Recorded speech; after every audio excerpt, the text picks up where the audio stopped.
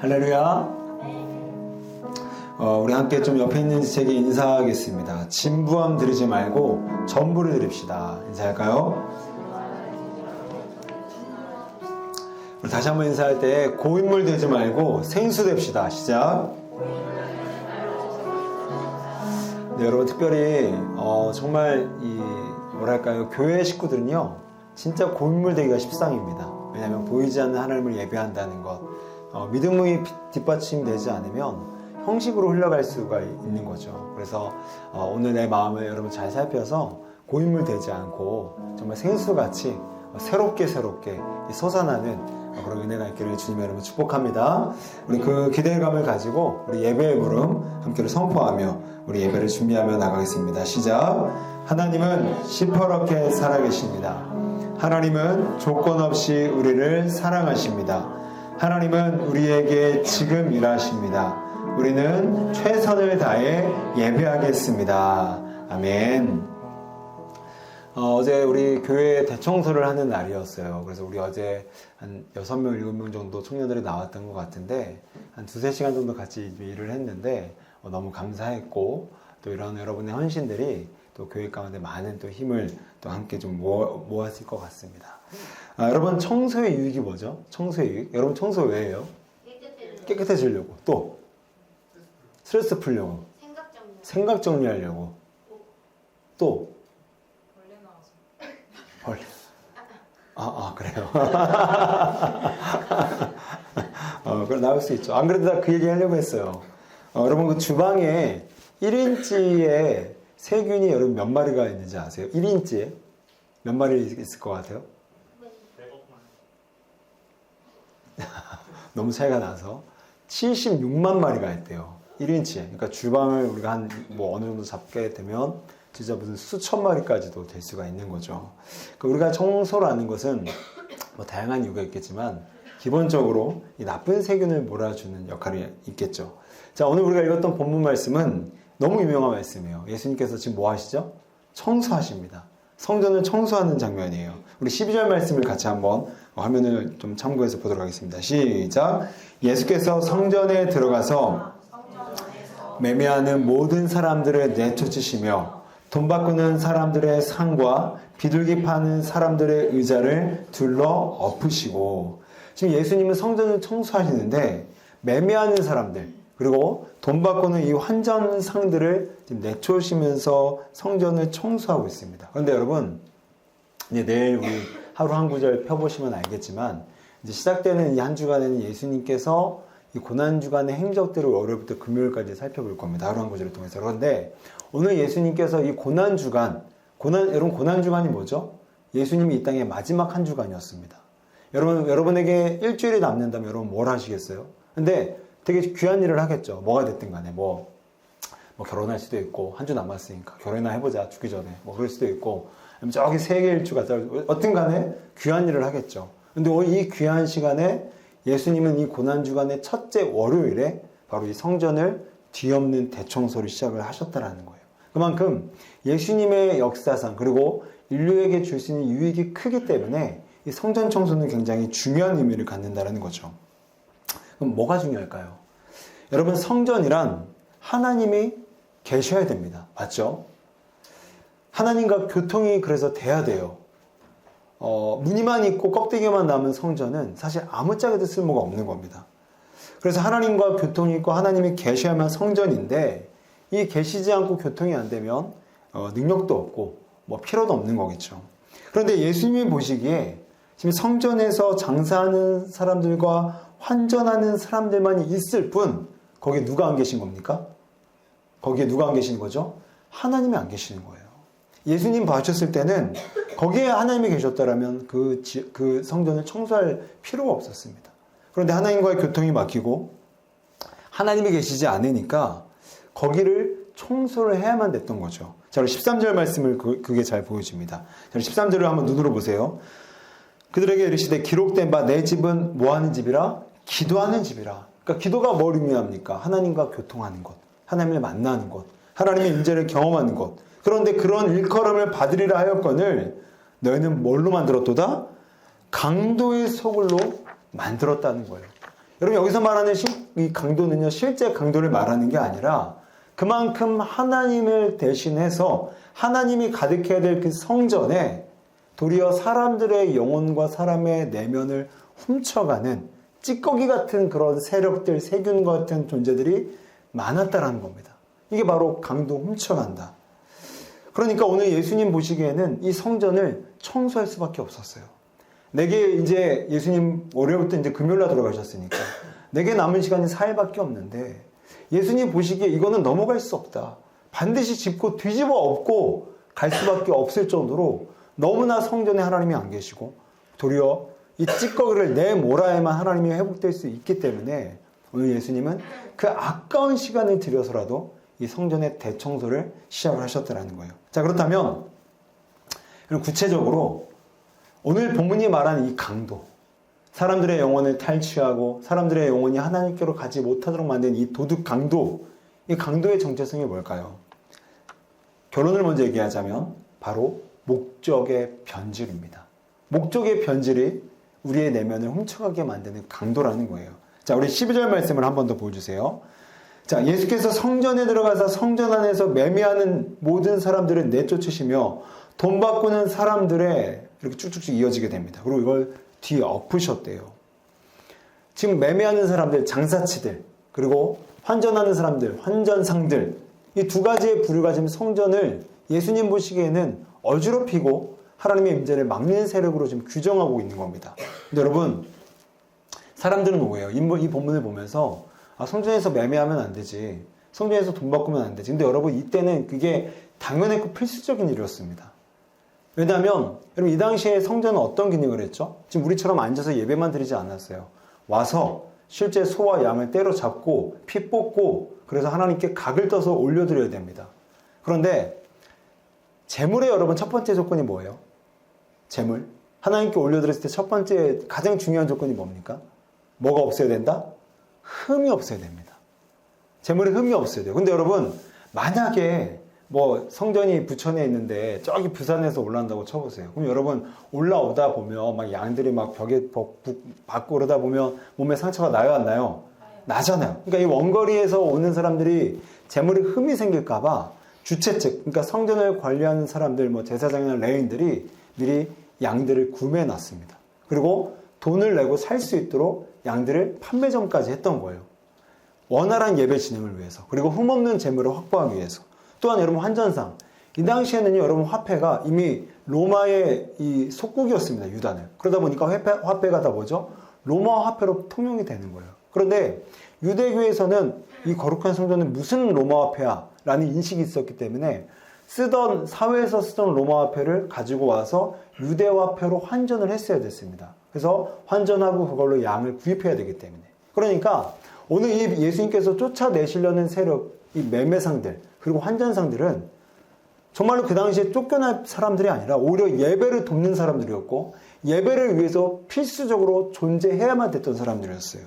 그런데 오늘 예수님은 그런 필수적인 예배를 돕는 사람들을 좀 어떻게 합니까? 내쫓고, 그쵸? 나가라 하고 뒤집어 엎어버립니다. 상들을. 그러니까 어떻게 보면 예수님 되게 깽판 치는 거예요. 지금 예배를 오히려 방해하는 겁니다. 근데 왜 예수님은 둘러 엎으셨을까요? 그 중요한 예배를 돕는 그런 자들을. 여러분, 성전의 원래 목적은 아까도 서두에 얘기했지만 성전의 원래 목적은 하나님을 만나는 거예요. 하나님과 교통하는 겁니다. 근데 이 목적을 위해서, 하나님께 예배하기 위해서 이 목적이, 예배라는 목적을 위해서 성전이 존재하는데 시간이 지나다 보니까 주객이 전도된 거예요.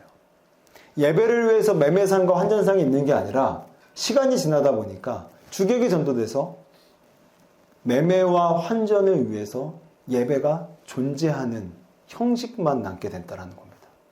예배는 예전이나 지금이나 똑같이 드려요. 어쩌면 똑같이 뜨겁게 드릴 수도 있었어요. 그런데 그 보이지 않는 사람의 내면 가운데 예배함이 위해서 매매와 환전하는 것이 아니라 매매와 환전을 통해서 돈을 벌기 위해서 예배가 존재해야 되는 그런 목적이 변질되고 목적이 수단의 자리로 전락해버린 예수님은 이 목적의 변질이야말로 사람들의 그 예배자의 심령을 완전히 무너뜨리는 강도다.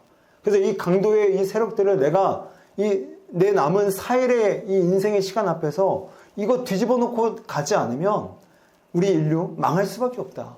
그리고 이 성경을 읽는 나머지 후대 사람들이 이 성전을 뒤집어 엎는 모습을 보면서 우리 역시도 이 말씀을 보면서 이 주객이 전도된 이 목적이 변질이 되고 목적이 수단으로 전락해버린 이것들을 오늘이라도 뒤집어 엎으라고 우리에게 말씀하셨다는 거죠. 그러니 다시 정리하자면 예수님이 뒤집어 엎었던 싶었던 강도는 그들이 장사를 해서가 아니라 그들이 환전을 해서가 아니라 그럼 먹고 사는 게 얼마나 고귀합니까? 얼마나 고귀해요. 정말 악한 범죄가 아니라면 모든 먹고 사는 문제는 다 고귀한 겁니다. 그런 고귀함을 예수님께서 지금 뒤집어 엎은 게 아니라 우리 안에 보이지 않는 내면의 동기.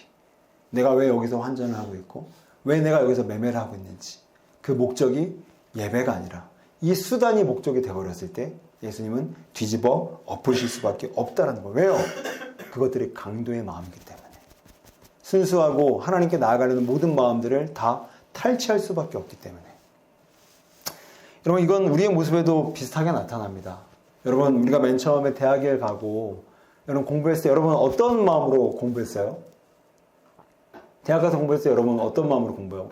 우리 혜인이 지금 1학년이니까 혜인아 또 지금 요즘 어떤 마음으로 공부하고 있어? 왜 공부해?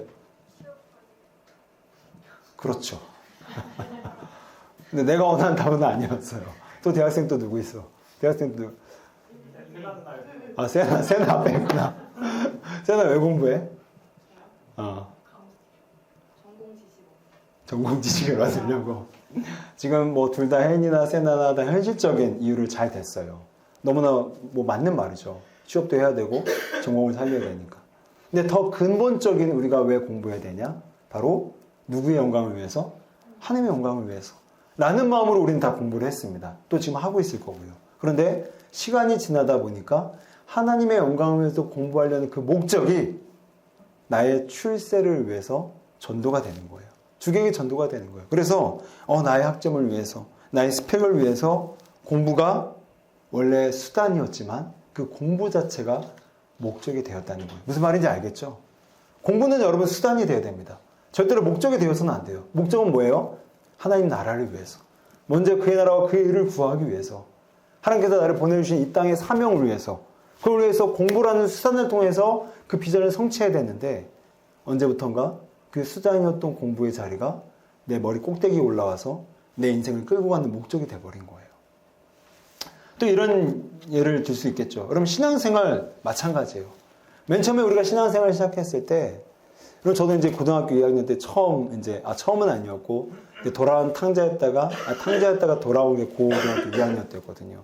그래서 그 친구가 여자친구 이쁜 애 있으니까 소개시켜준다는 말에 속아서 교회를 왔지만, 정말 폭삭 속았어요, 저는. 정말 없었어요.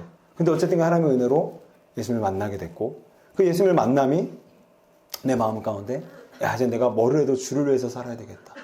근데 어느 순간부터 주를 위해라는 목적이 그쵸? 수단의 자리로 내려와서 그 주를 위해라는 수단이 내 인생의 성공이라는 목적의 하녀 역할을 보조 수단이 되는 그런 목적이 수단으로 전락하는 모습들을 우리가 얼마나 많이 봅니까? 여러분 지금 봉사 왜 해요? 여러분 교사 왜 합니까? 뭐 찬양팀 왜 합니까?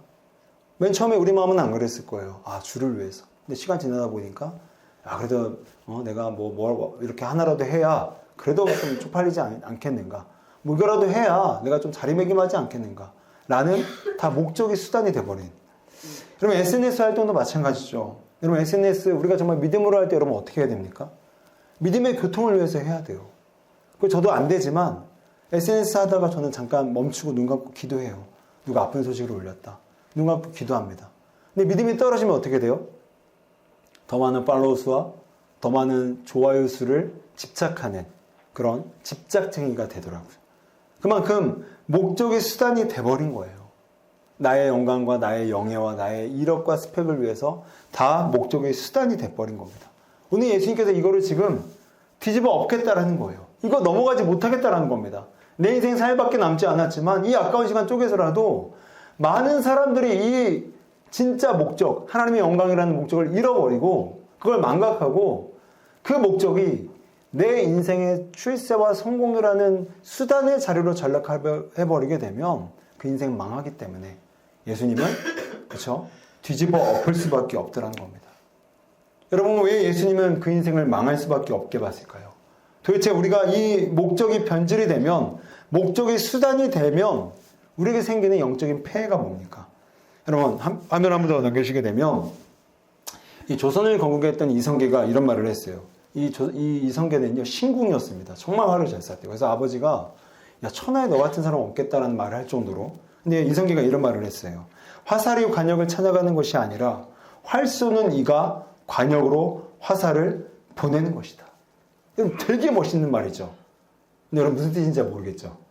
멋진 말 같긴 한데 무슨 뜻인지 잘 모르겠죠. 다시 한번, 화살이 관역을 찾아가는 것이 아니라 활 쏘는 이가 관역으로 화살을 보내는 것이다. 여러분 지금 무슨 말 하는 거예요, 이성계가?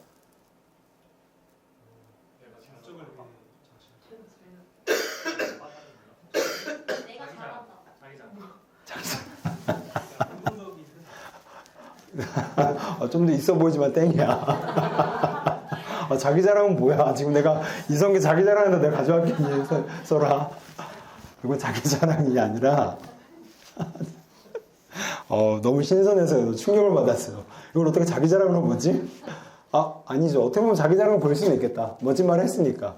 근데 오늘 이성계가 우리에게 인생에 주는 이 비유가 뭐냐면, 내가 관역을 정하지 않으면 관역에 끌려간다는 겁니다. 화살을 쐈어요. 그럼 어디다 쏠 거야? 내가 관역을 정하지 않으면 이 화살은 좋아 보이는 관역으로 나도 모르게 간다라는 거예요. 저기 돈 벌 수 있겠다. 야, 저기 가면 스펙 쌓을 수 있겠다. 근데 물론 여러분, 내가 돈이나 스펙이 중요하지 않다라는 게 아니에요.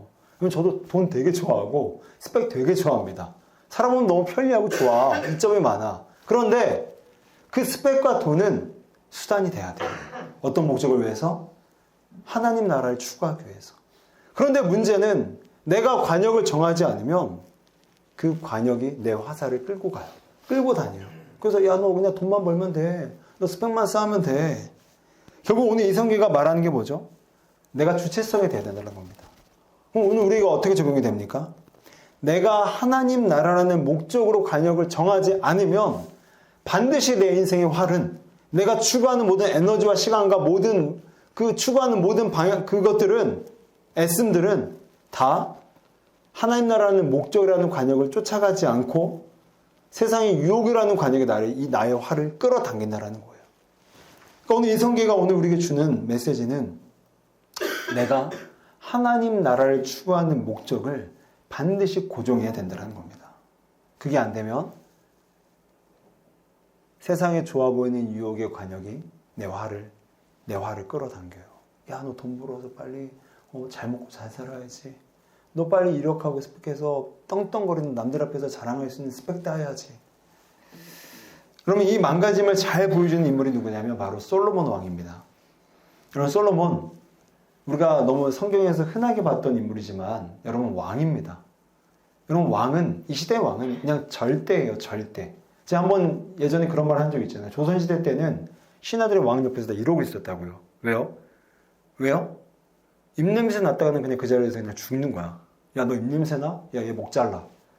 그러니 조선왕조 실록에 나와 있는 거예요. 입냄새도 함부로 못 낼 정도로 아주 왕은 절대자였습니다. 그런 왕이 오늘 전도서 1장 2절 어떤 고백을 합니까? 헛되고 헛되며 헛되고 헛되니 모든 것이 헛되다. 전도서는 솔로몬이 이 할아버지, 그러니까 노년기를 맞이해서 자신의 자서전처럼 쓴 글이에요. 근데 이 글에서 자신의 삶을 평가했더니 뭐래요? 헛되다, 헛되다, 헛되다, 헛되다, 헛되다. 성경에서 2번만 얘기해도 강조인데 5번을 강조합니다. 엄청난 강조라는 거예요. 너무 헛되다라는 거죠. 여기서 말하는 헛되다라는 이 뜻이 어떤 뜻이냐면 안개라는 뜻입니다. 그러니까 인생이 살아보니까 솔로몬이, 야, 나는 왕이어서 돈도 뭐도 다 가져봤는데, 야, 다는 안개같이 사라지는구나. 별거 없구나. 왕도 사람이고 신하도 그냥 사람에 불과하구나. 다 안개처럼 사라지는구나. 그러니까 돈도 모아봤고, 솔로몬의 아내가 몇 명입니까? 1000명이었습니다. 나라의 모든 미인들을 다 얻어봤어요. 권력도 잡아봤어요. 근데 마지막 고백이 뭐라고요? 헛되다. 안개와 같다. 다 사라진다. 여러분, 왜 이렇게 솔로몬이 망가졌죠? 왜 헛됨을 고백할 정도로 왜 망가진 겁니까? 목적이 수단됐기 때문입니다. 하나님께서 그에게 나라를 섬기라고 지혜와 권력과 소유를 주셨는데 그 목적을 망각하고 그 지혜가 목적이 되고 그 권력의 목적이 되고 그 돈이 목적이 됐을 때 솔로몬은 망가졌다라는 거예요. 그래서 솔로몬이 자신의 인생을 다 체감하고 나서 우리 후대들에게 진짜 알려주고 싶은 말씀, 전도서 12장 1절입니다. 자, 같이 한번 읽어볼까요? 시작. 너는 자, 아까 1장 2절에서 뭐라고 했어요? 뭐라고 했죠? 헛되다. 야, 너무 헛되다 인생 살아보니까. 그러니까 이 말씀을 읽는 우리 후배들아, 이 말 잘 들어. 전도서 12장은 전도서의 마지막 장입니다. 1장에서 그렇게 헛되다. 그래서 11장, 10장까지 계속 헛되다를 얘기를 해요. 이게 헛되고 저게 헛되고 그랬던 11장까지 계속 헛되다를 얘기를 합니다. 그리고 이제 12장에서 나 이렇게 헛되게 살아봤으니까 너희들은 그렇게 살지 마. 방법 알려줄게. 어떻게 하라고? 너는 청년의 때에 너의 창조주를 기억해야만 돼. 그래야 나처럼 헛되지 않은 인생 살 수 있어. 여러분, 창조주라는 말을 기억하십시오. 창조주. 왜 여기서 솔로몬이 하나님이라고 여호와라고 왜 이렇게 안 부르고 왜 굳이 창조주란 말을 썼을까요? 여러분, 창조는 반드시 목적을 전제합니다. 그렇죠? 컵 왜 만들어요? 물 마시는 컵으로 사용하기 위한 목적이 있으니까. 신디사이즈 왜 만들어요? 소리 내라는 목적이 있으니까. 그럼 여러분은 왜 만들었어요? 목적이 있다라는 거예요. 그걸 기억하라는 겁니다. 근데 그 목적을 잃어버리고 그 목적이 수단이 돼버리고 수단으로 전락해 버릴 때 그 망가진 목적을 진짜 목적인 줄 알고 헷갈릴 때 속을 때 솔로몬처럼 헛되도다 이 고백 할 수밖에 없다라는 거예요. 여러분, 스티븐 잡스의 목적은 일이었습니다. 일 중독자였어요. 그래서 뭐 어떤 사람들은 약간 스티븐 잡스의 그 이름을 따서 약간 유머러스하게 얘기를 하더라고요. 스티븐 잡스의 그 잡이 일이잖아요. 그 잡스. 그러니까 스티븐은 일하기 위해 태어난 사람이라고 말할 정도로 잡스는 이제 일 중독자였습니다. 그가 이제 휴대폰 제조업체인 이 HTAC에 이제 소송을 제기하면서 이런 고백을 했다고 합니다. 자서전에 나와요. 안드로이드를 무너뜨리기 위해서는 기꺼이 핵전쟁을 불사할 수도 있다. 그래서 저는 이제 안드로이드 폰을 쓰는 사람으로서 굉장히 약간 시겁했지만 안드로이드를 무너뜨리기 위해서는 기꺼이 핵전쟁을 불사할 수 있다. 그런가 하면 또 그의 자서전을 보게 되면 이런 말을 했다고 합니다. 빌 게이츠는 기본적으로 상상력이 부족할 뿐 아니라 지금 빌 게이츠를 까는 겁니다. 대놓고 아무것도 발명한 것이 없기 때문에 기술을 다룰 때마다 자선 사업을 하는 지금 더 편안해 보인다. 그는 뻔뻔스럽게도 다른 사람들의 아이디어를 훔쳤다. 나중에 이제 빌 게이츠가 이 잡스의 자서전의 글을 읽고 그냥 잡스를 이해했다고 합니다. 뭐 그렇게 생각할 수 있지. 넘겼다고 하는데 잡스는 자기의 자서전을 물론 자기가 쓴 건 아니라 이제 작가를 빌려 썼지만 그만큼 자서전에도 자신의 활동 중에 경쟁에 대한 부분을 많이 실을 정도로 잡스는 일 중독자였습니다. 일로 자신의 정체성을 규정하고 일의 성과로 자신의 정체성을 규정했기 때문에 그의 인생에서는 경쟁이 필수 요소일 수밖에 없었어요. 이렇게 그는 일을 목적 삼았습니다. 하나님을 목적 삼아야 되는 그 자리에 일이 들어왔어요. 그리고 일을 목적 삼았을 때 그는 일로 자신의 정체성을 규정했고 자신의 정체성을 일로 규정했기 때문에 그는 늘 경쟁을 해야만 직성이 풀리는 사람이었습니다. 그래서 그가 이제 암이 걸리고 마지막 가족들 앞에서 유언을 했을 때 그가 한 유언의 내용이 뭐였다고요? 얘들아, 와이프, I'm sorry. 이게 그의 마지막 유언이었다고 합니다. 헛되죠. 그렇게 억만장자가 세계의 혁신가라고 불렸던 스티븐 잡스도 솔로몬과 똑같은 고백을 하는 거예요. 헛되다. 얘들아, I'm sorry. 와이프, I'm sorry.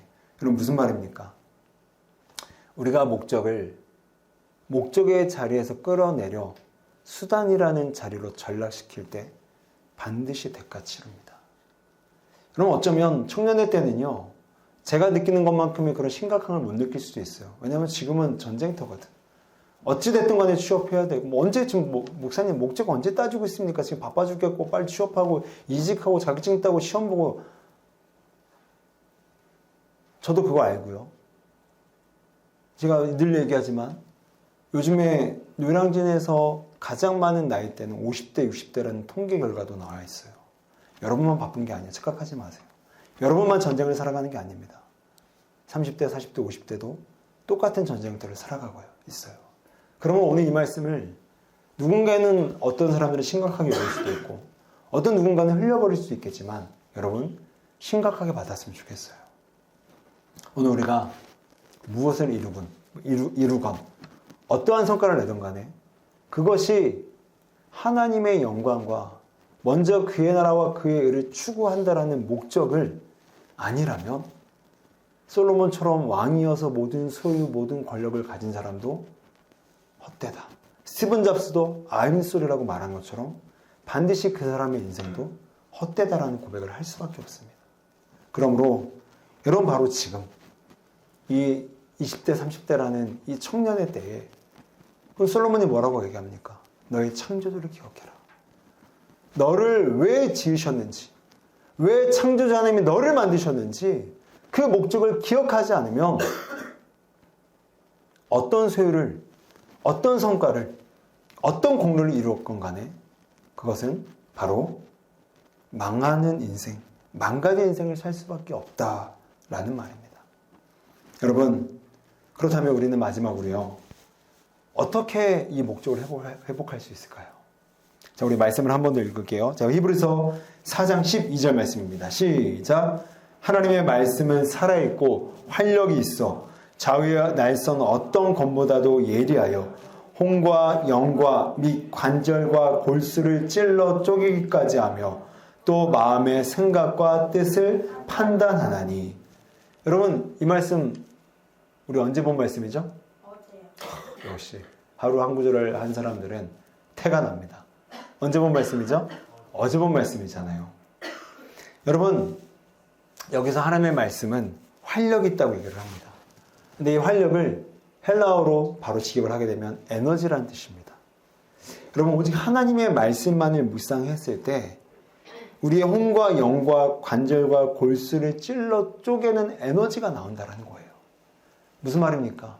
그 말씀이 나의 내면 안에 숨죽여서 숨어있는 그 모든 가짜의 목적들을 끄집어내서 판단해서 들어 올려서 그것들이 진짜 목적으로 바뀌어질 수 있도록 일하시도록 만드는 능력, 에너지가 어디서부터 나온다고요?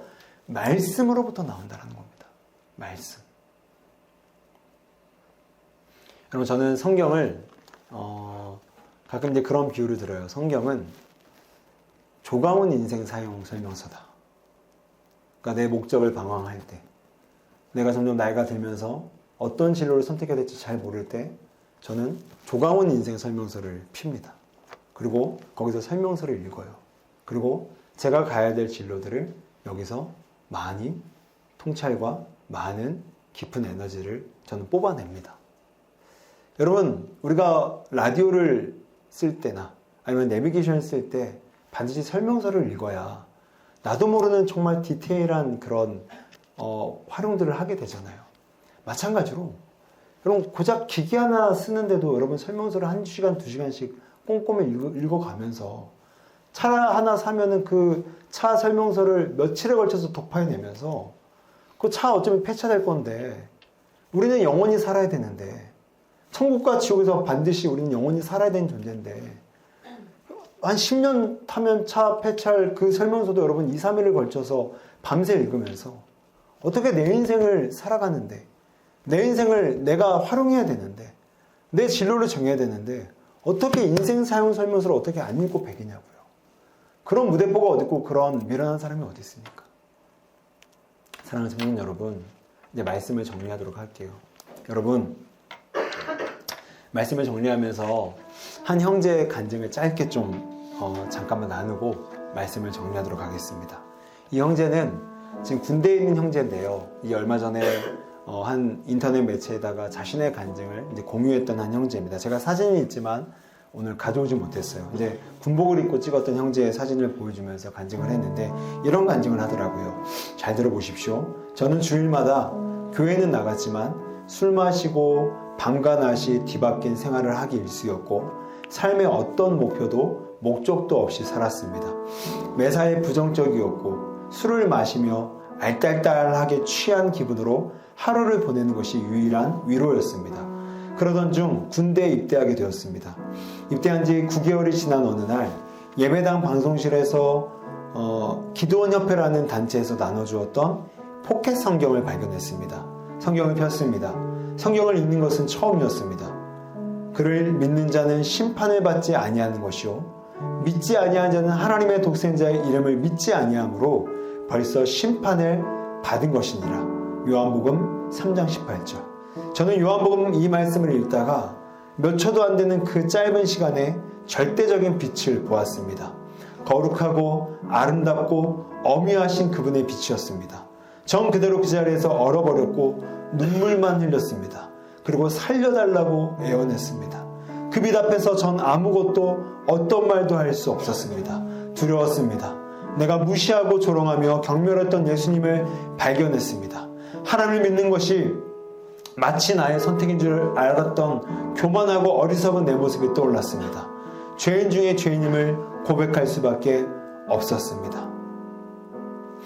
여러분 더 있지만 시간 관계상 여기까지만 읽을게요. 여러분 우리는 말씀을 읽고 변화된 사람들의 얘기를 전혀 다른 행성의 사람들처럼 생각을 합니다. 어떤 목사님의 스토리, 어떤 성령사님의 스토리, 아니면 어떤 믿음이 뛰어난 소수 몇몇의 이야기. 그래서 전혀 나와는 이런 일이 일어날 수 없다라는 전혀 기대감 없는, 믿음 없는, 소망 없는. 어쩌면 오늘 예수님께서 오늘 이 자리에 우리 예배당 가운데 오늘 예수님께서 들어오셨더라면 여러분 한 사람 한 사람을 보고 여러분 어떤 행동을 하실까요? 뒤집어 엎으실까요? 아니면 잘했다고 착하다고 충성되는 거라고 칭찬하셨을까요?